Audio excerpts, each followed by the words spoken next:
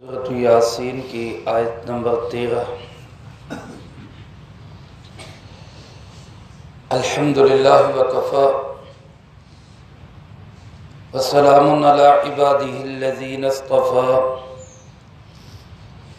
خصوصاً علی سید الرسل وخاتم الانبیاء وعلی آلہ واصحابہ الاتقیاء۔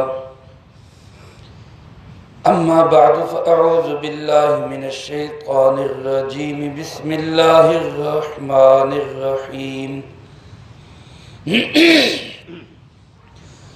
واضرب لهم مثلا اصحاب القریہ اذ جاءها المرسلون اذ ارسلنا الیہم اثنین فکذبوہما فعززنا بثالث فقالوا إنا إليكم مرسلون قالوا ما أنتم إلا بشر مثلنا وما أنزل الرحمن من شيء إن أنتم إلا تكذبون قالوا ربنا يعلم إنا إليكم لمرسلون وما علينا إلا البلاغ المبين قالوا إنا تطيرنا بكم لئن لم تنتهوا لنرجمنكم وليمسنكم منا عذاب أليم قالوا طائركم معكم أئن ذكرتم بل أنتم قوم مسرفون۔ واضرب لهم مثلا اصحاب القریہ، بیان کیجئے ان کے لیے ایک مثال بستی والوں کی۔ اذ جاءها المرسلون، جب آئے ان کے پاس بھیجے ہوئے۔ اذ ارسلنا الیہم اثنین، جب ہم نے بھیجا ان کی طرف دو کو۔ فَكَذَّبُوهُمَا، پس انہوں نے ان کو جھوٹا قرار دیا۔ فَعَزَّزْنَا بِثَالِثٍ، ہم نے ان کو قوت دی تیسرے کے ساتھ۔ فَقَالُوا إِنَّا إِلَيْكُمْ مُرْسَلُونَ، پس ان سب نے کہا یقیناً ہمیں تمہاری طرف بھیجا گیا ہے۔ قالوا ما انتم الا بشر مثلنا، وہ کہنے لگے کہ نہیں ہو تم مگر انسان ہمارے جیسے۔ وما انزل الرحمن من شيء، اور رحمان نے تو کوئی چیز اتاری ہی نہیں ہے۔ ان انتم الا تکذبون، کچھ نہیں ہو تم سوائے اس کے کہ جھوٹ بول رہے ہو۔ قالوا ربنا يعلم، وہ مرسل کہنے لگے ہمارا پروردگار جانتا ہے۔ انا الیکم لمرسلون، یقیناً ہمیں تمہاری طرف بھیجا گیا ہے۔ وما علینا الا البلاغ المبین، اور ہمارے ذمے اور کچھ نہیں سوائے کھول کر پہنچا دینا۔ قالوا انا تطیرنا بکم، قوم کے لوگ کہنے لگے یقیناً ہم تمہیں منحوس سمجھتے ہیں۔ لئن لم تنتہوا، اگر تم باز نہ آئے۔ لنرجمنکم، ہم ضرور تمہیں پتھر مار مار کے ختم کر دیں گے۔ ولیمسنکم منا عذاب علیم، اور ضرور تمہیں پہنچے گا ہماری طرف سے دردناک عذاب۔ قالوا طائرکم معکم، وہ تینوں کہنے لگے تمہاری نحوست تمہارے ساتھ ہی ہے۔ اَإِن ذُكِّرْتُمْ، ہمیں سزا اس لیے دے رہے ہو کہ تمہیں نصیحت کی جاتی ہے۔ بل انتم قوم مسرفون، بلکہ تم قوم ہی حد سے بڑھ جانے والی ہو۔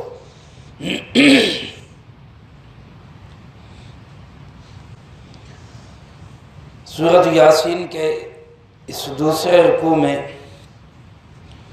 اللہ رب العالمین نے سابقہ اقوام میں سے ایک قوم کا قصہ بیان فرمایا ہے، جو کہ اس سے پہلے سورۃ یاسین کی تیسری آیت میں اللہ پاک نے پیارے آقا جناب محمد کریم خاتم النبیین صلی اللہ علیہ وسلم کے متعلق فرمایا اِنَّكَ لَمِنَ الْمُرْسَلِينَ، پکی بات ہے آپ رسول ہیں۔ مشرکین عرب نے، کفار مکہ نے بالعموم، اکثریت نے آپ کو جھٹلایا اور یہ کہا کہ جی نہیں، آپ رسول نہیں ہیں، لست مرسلا، اللہ نے آپ کو رسول نہیں بنایا۔ اول تو وہ کہتے کہ اللہ کسی کو بھیجتا ہی نہیں ہے، اللہ نے آج تک کبھی کسی کو رسول بنایا ہی نہیں ہے۔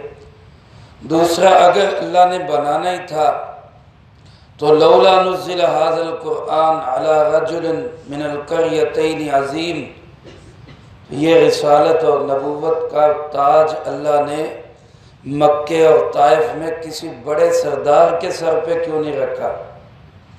آپ کے سر پہ کیوں رکھا؟ آپ کے تو گھر میں کھانے کے لیے آٹا بھی نہیں ہے، راشن بھی نہیں ہے، آپ تو غریب مسکین ہے، نعوذ باللہ من ذالک۔ یہ اہل مکہ کے الفاظ ہوتے تھے، آپ رسول نہیں ہو سکتے۔ اللہ پاک نے ان کے جواب میں کہا کہ نہیں، پکی بات ہے آپ رسول ہیں۔ اب ظاہر بات ہے ایسی صورتحال کے اندر بندہ پریشان ہوتا ہے، رسول اللہ صلی اللہ علیہ وسلم کو بھی تکلیف ہوتی ہے، اذیت ہوتی ہے۔ آپ کے جانثار ساتھی جو اگرچہ تعداد میں قلیل تھے، ظاہر بات ہے ان کو بھی تکلیف ہوتی کہ یار ہمارے نبی، ہمارے پیغمبر، ہمارے آقا و مولا، اور ان کے متعلق ایسے الفاظ کہے جا رہے ہیں۔ تو اللہ پاک نے آپ کی تسلی کے لیے، صحابہ کی تسلی کے لیے یہ واقعہ بیان فرمایا، اور یہ واقعہ آپ کی اور صحابہ کی تسلی کا بھی پیغام ہے، اور دوسری طرف منکرین، مخالفین اور لڑائی کرنے والوں کے لیے دھمکی کا بھی پیغام ہے۔ آج کے اس گئے گزرے دور میں جب کچھ لوگ حق کی آواز کو لے کے اٹھتے ہیں اور وہ قول سچے ہیں، بات کے پکے ہیں، امانت دار ہیں، دیانت دار ہیں، وہ اس دین کی خدمت کا بیڑا لے کے اٹھتے ہیں اور لوگ مخالفت کرتے ہیں، انکار کرتے ہیں اور ذلیل و رسوا کرنے کی کوشش کرتے ہیں، تو دل کھٹے ہوتے ہیں، دلوں کو تکلیف ہوتی ہے، پریشانی ہوتی ہے۔ لیکن جب ایسے واقعات قرآن کریم سے ہم پڑھیں گے اور سنیں گے تو دل کو تسلی ہوگی کہ یہ کوئی پہلی دفعہ نہیں ہوگا، یہ پہلے سے ہوتا چلا آیا۔ اور دوسری طرف جو آج کے مخالفین ہیں، ان کے لیے بھی دھمکی کا بہت بڑا پیغام ہے کہ باز آ جاؤ، پہلوں نے جب حق والوں کی مخالفت کی تو بچے وہ بھی نہیں، اور آج تم حق کی مخالفت کرو گے تو رہے گا تمہارا بھی کچھ نہیں۔ اللہ پاک نے انہی دو مقاصد کے لیے اس واقعہ کو بیان فرمایا۔ فرمایا وَاضْرِبْ لَهُمْ مَثَلًا أَصْحَابَ الْقَرْيَةِ، اے پاک پیغمبر صلی اللہ علیہ وسلم آپ بیان کریں، آپ ان کو سنائیں ایک مثال اصحاب القریہ، بستی والوں کی۔ قریہ چھوٹی بستی کو بھی کہتے ہیں، بڑے شہر کو بھی کہتے ہیں۔ قرآن کریم کے اندر مکہ اور طائف کے لیے بھی قریہ کا لفظ استعمال ہوا ہے، لولا نزل هذا القرآن على رجل من القريتين عظیم۔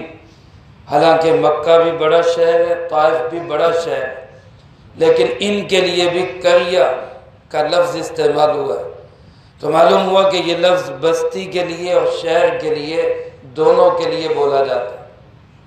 اس شہر سے مراد کون سا شہر ہے جس کی مثال بیان کرنے کا اللہ پاک نے حکم دیا؟ اکثر مفسرین کرام رحمہم اللہ فرماتے ہیں یہ شام کا ایک شہر ہے جس کا نام انطاکیہ ہے۔ انطاکیہ نام کا یہ شہر ہے جو بہت بڑا شہر اور انتہائی ترقی یافتہ شہر، جس کی بڑی زرخیزی اور بہت مالی اعتبار سے خوشحال شہر ہے۔ علامہ ابن کثیر رحمۃ اللہ علیہ کی تحقیق یہ ہے کہ یہ جو شہر انطاکیہ مشہور ہے، یہ مراد نہیں، یا تو کوئی اور انطاکیہ ہے یا شہر ہی کوئی اور ہے، کیونکہ جو مشہور انطاکیہ شہر ہے وہ تو سب کے سب حضرت عیسیٰ علیہ السلام کے ماننے والے تھے، اور اس شہر والوں نے تو ان رسولوں کا انکار کیا تھا۔ لیکن بہرحال حضرت حکیم الامت مولانا اشرف علی تھانوی رحمۃ اللہ علیہ وہ بڑی خوبصورت بات فرماتے ہیں۔ وہ فرماتے ہیں کہ اللہ پاک نے کیا فرمایا، ایک شہر کی مثال بیان کر۔ اللہ بھی تو شہر کا نام لے سکتے تھے، تو جب اللہ نے نام نہیں لیا تو ہمیں کیا ضرورت ہے ہم تلاش کرتے پھریں کہ کون سا شہر؟ ہمیں اس کی تلاش کرنے کی ضرورت نہیں، بس اتنی بات سمجھنی اور سیکھنی چاہیے کہ اللہ نے مثال کیا بیان کی، اللہ پاک نے مثال کیا بیان کی، وہ مثال ہمیں سیکھنی چاہیے۔ وہ شہر کون سا تھا، بستی کون سی تھی، علاقہ کون سا تھا، جب اللہ نے بیان نہیں کیا تو جس چیز کو اللہ نے مبہم رکھا ہے ہمیں بھی اس کو مبہم ہی رکھنا چاہیے۔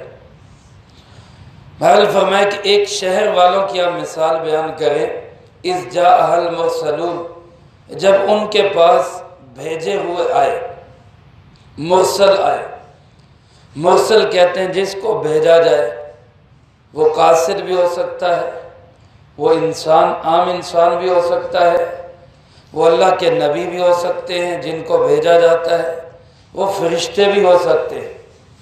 یہاں اس کا بھی تذکرہ نہیں کیا گیا کہ آیا واقعی وہ اللہ کے رسول تھے یا اللہ کے رسول کے نمائندے تھے یا کوئی فرشتے تھے، اس کا کوئی تذکرہ نہیں۔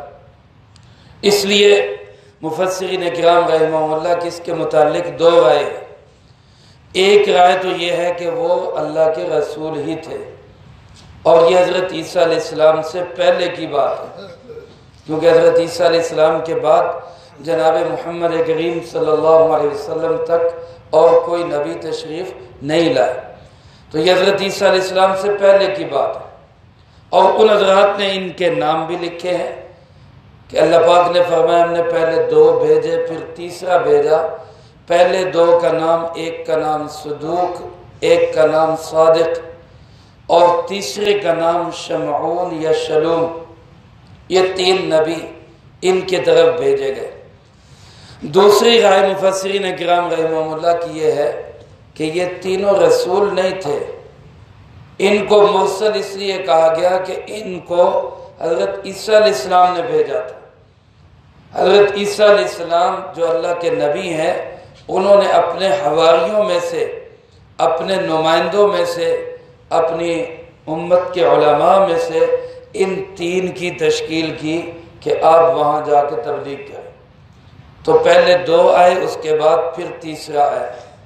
بہرحال رسول ہیں یا رسول کے نمائندے ہیں، اللہ پاک نے ان کو یہی فرمایا اذ ارسلنا، جب ہم نے ان کو بھیجا، کیونکہ نبی کا بھیجنا بھی اللہ ہی کا بھیجنا ہوتا ہے۔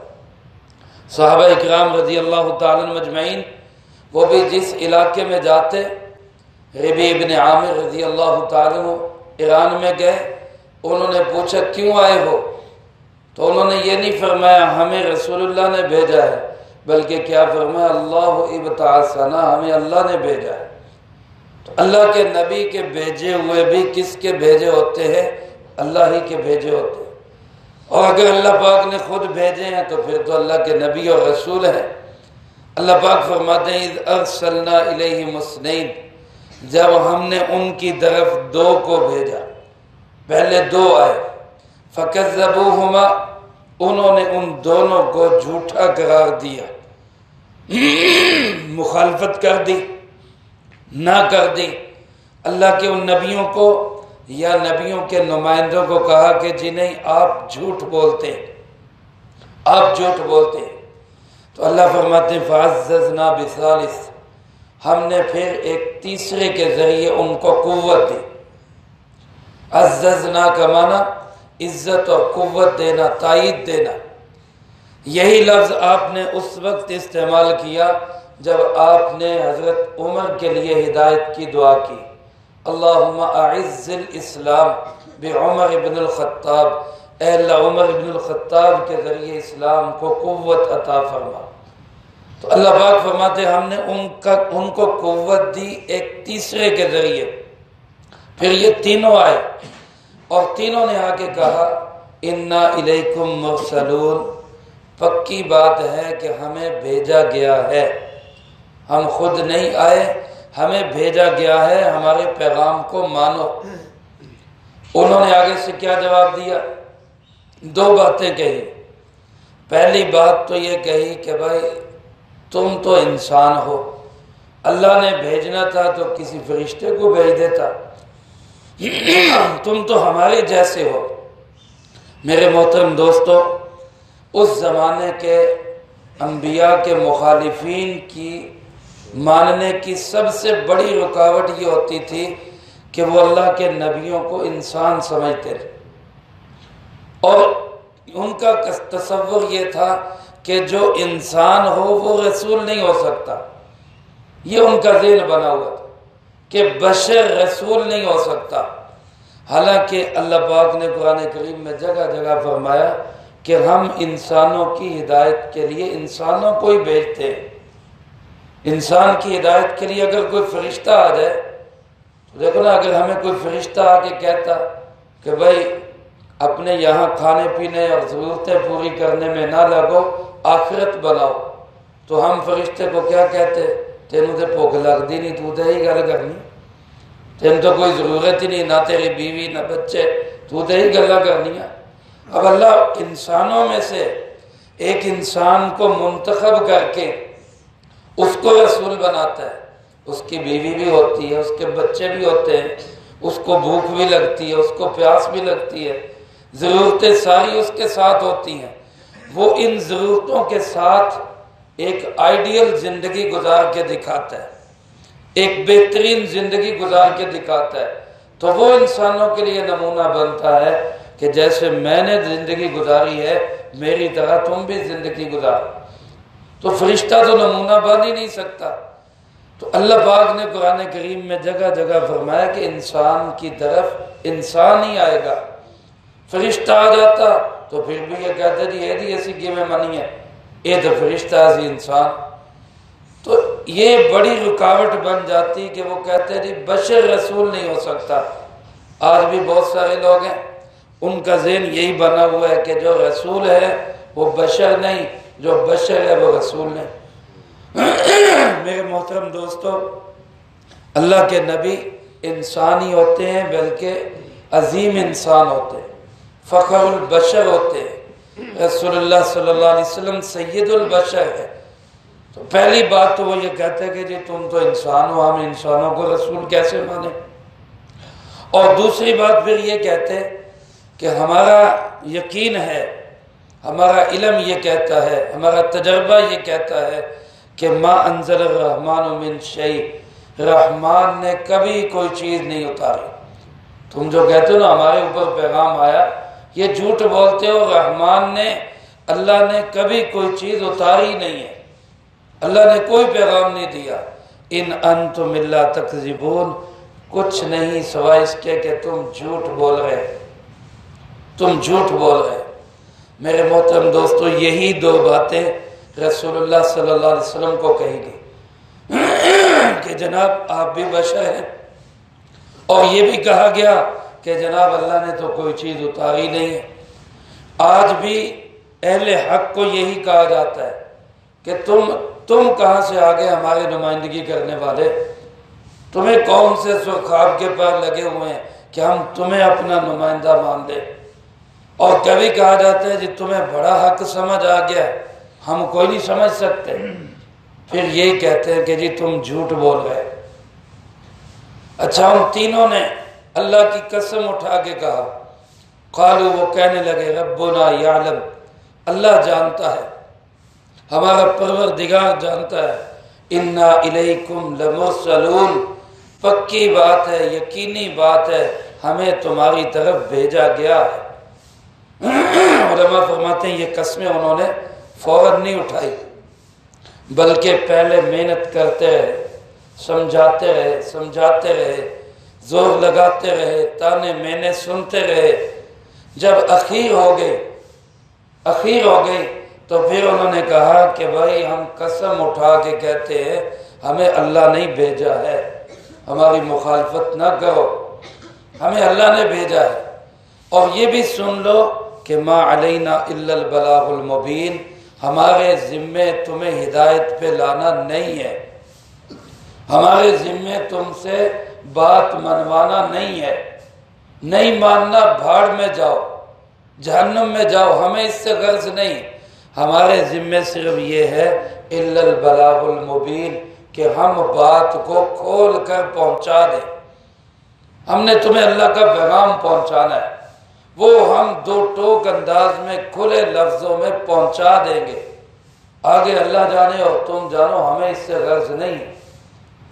اچھا اب اس کے جواب میں کتنا خوفناک جواب دیا انہوں نے، کس قدر بھیانک گفتگو کی۔ کہنے لگے کہ جناب انا تطیرنا بکم، ہمارا تو خیال یہ ہے کہ تم بڑے منحوس لوگ ہو۔ اللہ کے نبیوں کو یا نبیوں کے نمائندوں کو، ان حق والوں کو، نیکی اور اصلاح والوں کو کیا کہنے لگے کہ تم تو بڑے ہی منحوس لوگ ہو۔ کیوں منحوس ہو؟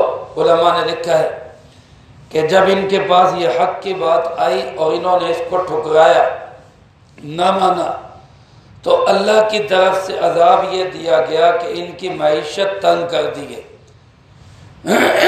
قحط سالی آ گئی ان پر، چیزیں مہنگی ہو گئی، حالات خراب ہو گئے، معیشت ڈوبنے لگ گئی۔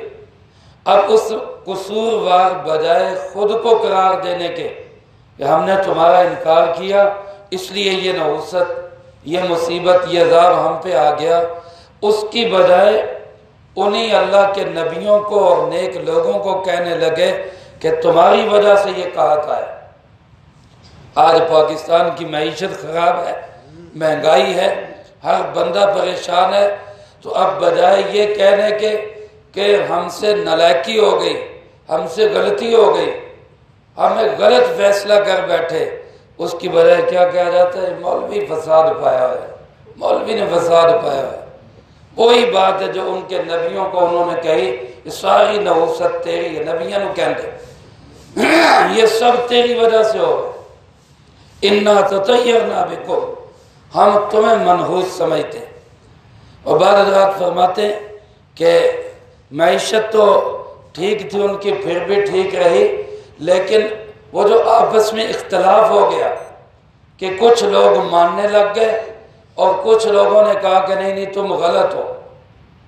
ظاہر اللہ کے نبیوں کی جب بات آتی ہے، چاہے تھوڑا ہی مانے، کچھ تو مانتے ہی ہیں، تو وہ ایک اختلاف پیدا ہو جاتا ہے۔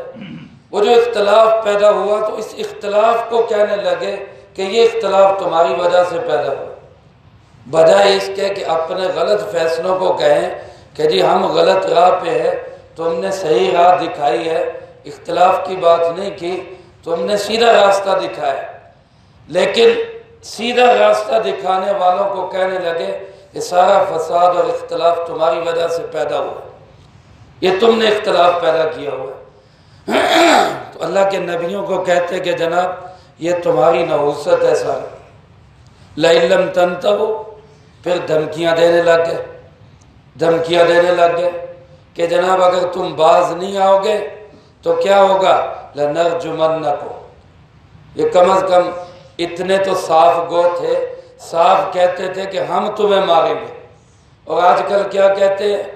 یہ نہیں کہتے کہ ہم ماریں گے، یہ کہتے ہیں جی تمہارے اوپر حملہ ہو سکتا ہے، تمہارے اوپر اٹیک ہو سکتا ہے، بچ جاؤ، اپنا دفاع کر لو، ہو سکتا ہے۔ وہ بہرحال صاف گو تھے، منافق نہیں تھے، صاف کہتے تھے ہم تمہیں ماریں گے، اگر تم باز نہ آئے تو لَنَرْجُمَنَّكُمْ، ہم پتھر مار مار کے تمہیں ختم کر دیں گے۔ رجم، سنسار کرنا، پتھر مارنا، یہ بڑی سخت سزا ہے۔ اسلام نے یہ سزا شادی شدہ زانی کی رکھی ہے۔ اللہ سب کو معاف فرمائے، جو شادی شدہ ہو کر زنا کرے اسلام نے اس کی یہ سزا رکھی ہے۔ تو یہ سزا وہ کہتے ہیں اللہ کے نبیوں کے متعلق، ہم تمہیں پتھر مار مار کے ختم کریں گے، وَلَيَمَسَّنَّكُمْ، اور ضرور تمہیں پہنچے گا ہماری طرف سے دردناک عذاب، سخت عذاب پہنچے گا۔ اس کے جواب میں پھر ان انبیاء نے کیا کہا؟ وہ کہنے لگے کہ جناب طائرکم معکم، یہ نحوست ہماری نہیں ہے، یہ جو کچھ بھی نحوست آئی ہے یہ تمہاری وجہ سے آئی ہے، تمہارے اپنے اعمال کا نتیجہ ہے، تمہارے اپنے فیصلوں کا نتیجہ ہے۔ طائر اصل میں کہتے پرندے کو، عرب کے لوگ پرندے کو اڑانے سے فال لیتے تھے۔ کوئی کام کرنا ہوتا تو اللہ کے نبی نے ہمیں سکھایا، رسول اللہ صلی اللہ علیہ وسلم نے ہمیں استخارہ سکھایا، استخارہ کر لیا کرو۔ آپ نے فرمایا استخارہ کرنے والا کبھی ناکام نہیں ہوتا اور مشورہ کرنے والا کبھی شرمندہ نہیں ہوتا۔ ہر کام سے پہلے ہمیں دو چیزیں سکھائی ہیں، استخارہ اور استشارہ۔ استخارہ کر لو اور مشورہ کر لو۔ اور مشورہ کس سے فرمایا؟ کہ جب کسی کام کا مشورہ کرنا ہو تو متقی لوگوں سے مشورہ کرو، پرہیزگار لوگوں سے مشورہ کرو۔ یہ دو چیزیں آپ نے سکھائی۔ اس کے مقابلے میں اہل باطل کیا کرتے؟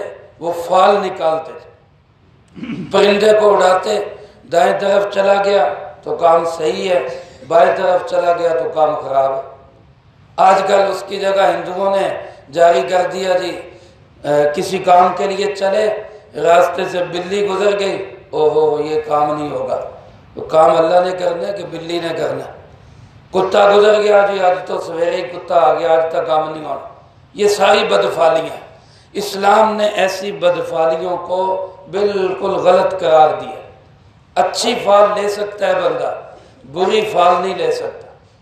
تو میرے محترم دوستو، یہ بری فال انہوں نے کہا کہ جی یہ تمہاری وجہ سے، اللہ کے نبیوں نے کہا کہ نہیں نہیں، یہ تمہارے اپنے عملوں کا نتیجہ ہے۔ لوگوں کے ذہن میں بیٹھی ہوئی بات کہ کسی علاقے میں الو آ جائے تو وہاں نحوست پڑ جاتی، تو الو میں نحوست نہیں ہے، غلط فیصلوں کے اندر نحوست ہے۔ تو اللہ کے نبی نے کہا کہ جناب یہ تمہارے ساتھ ہے، ہمارے ساتھ نہیں ہے۔ تم نے چونکہ دین کو ٹھکرایا، دین کی بات کو ٹھکرایا، حق کو ٹھکرایا، اور ہمیں تم اس لیے دھمکیاں دیتے ہو کہ ان ذکرتم، تمہیں نصیحت کی جاتی ہے، تمہیں صحیح بات بتائی جاتی ہے، تمہیں حق بات کہی جاتی ہے، اس لیے ہمیں دھمکیاں دیتے ہو۔ یاد رکھو ان دھمکیوں سے ہمارا تو کچھ نہیں بگڑے گا، ہم نے تو اللہ کے پاس جانا ہی جانا ہے۔ بل انتم قوم مسرفون، تم ایسی قوم بن جاؤ گے جو حد سے زیادہ تجاوز کرنے والے ہو، تم ظلم کے اندر حد سے بڑھ جاؤ گے، اور جب ظلم میں کوئی حد سے بڑھ جاتا ہے تو پھر وہ اللہ کے عذاب سے بچتا نہیں ہے۔ اس لیے ہماری مانو تو چھوڑ دو یہ ضد اور سیدھے راستے پہ آ جاؤ۔